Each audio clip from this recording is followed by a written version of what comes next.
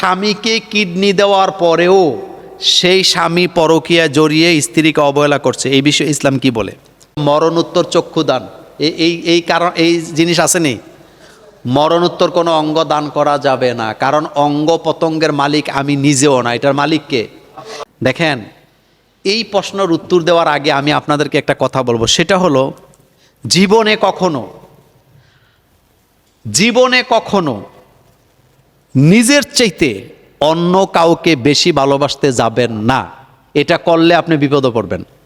কথা কি বুঝে আসছে?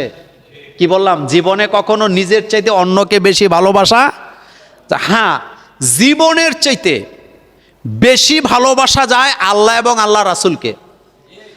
আল্লাহকে জীবনের চাইতে বেশি ভালোবাসবেন, মানে জীবনটা দিতেও রাজি আছে কার জন্য?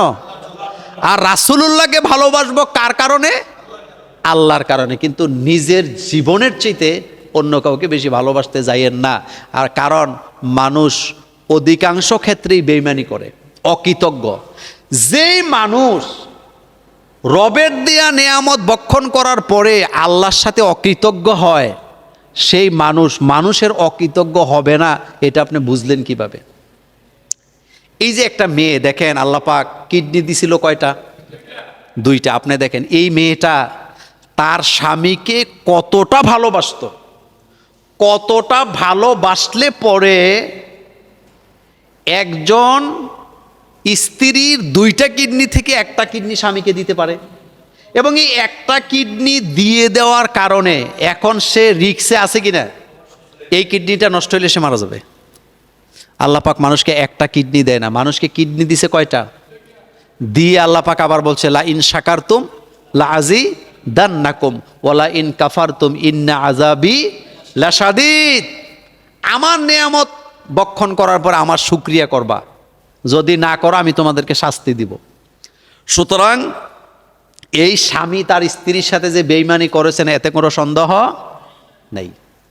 এই জন্য মূল পয়েন্ট হলো নিজের চেয়ে কাউকে বেশি ভালোবাসা যাবে না। আমরা যদি কাউকে ভালোবাসি কার জন্য? কাউকে ঘৃণা করি সেটা কার জন্য? আমাদের দেশে ইদানিং আরেকটা ফ্যাশন হয়েছে, সেটা হলো মরণোত্তর চক্ষুদান। এই কারণ এই জিনিস আসেনি, মরণোত্তর কোনো অঙ্গ দান করা যাবে না, কারণ অঙ্গ পতঙ্গের মালিক আমি নিজেও না, এটার মালিক কে? এই যে আমরা কান দিয়ে শুনি, কান আমার আছে, কান দিয়ে যে শুনি, এইটা কে দিছে? দুনিয়ার কোনো মানুষ আমারে শোনাইতে পারবে? আমি যে কথা বলি, আমার জিহ্বা দিছে, আমার যে কি বলে বাক শক্তি, কথা বলার শক্তি, এটা আমাকে কে দিছেন? আল্লাহ পাক দিছে। এটাকে আমি দান করতে পারবো?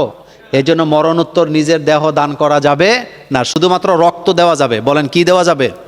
কারণ রক্ত দিলে আপনার কোনো ক্ষতি কি নাই, রক্ত আপনার দেবেন, রক্তদানের বিষয়টা ভিন্ন, কিন্তু অঙ্গ প্রত্যঙ্গ একজন আরেকজনকে দিতে পারবে না। আর যদি দেয় তাহলে নিজে যেন অসুস্থ হয়ে না যায়, কারণ নিজের ক্ষতি করে আরেকজনকে আপনি অঙ্গ দিতে পারবেন না, এটা ইসলাম সমর্থন করে না।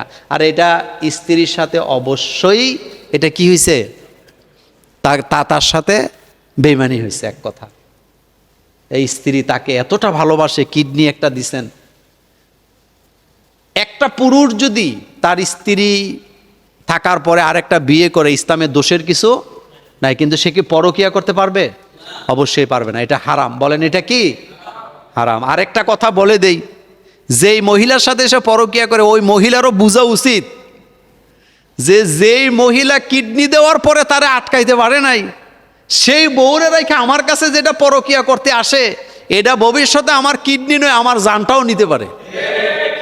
কথা ঠিক বললাম? এই জন্য সাবধান হওয়ার দরকার আছে নি? সাবধান হওয়ার দরকার আছে।